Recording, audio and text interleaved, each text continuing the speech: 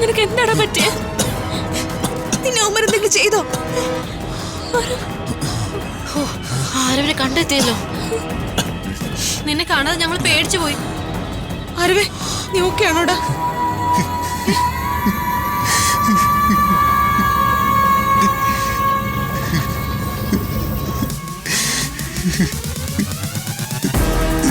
എന്തിനാടാ കരയുന്നേ?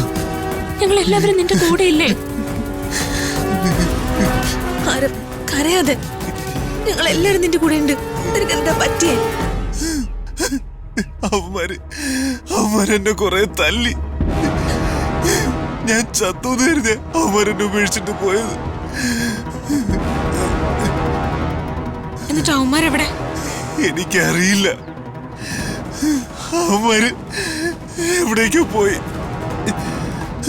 ഇപ്പോഴെന്റെ ബോധം വീണത്. കരയാതെടാ.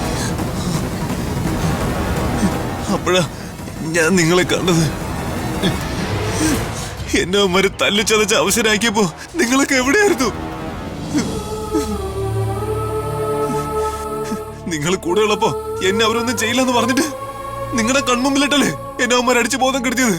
എന്റെ ജീവൻ തിരിച്ചു കിട്ടിയത് ഭാഗ്യം. ഞാൻ ചത്തുപോയിരുന്നെങ്കിൽ എന്താവുമായിരുന്നു? നിങ്ങൾക്ക് നല്ലൊരു ഫ്രണ്ടിനെ നഷ്ടാവൂലായിരുന്നോ?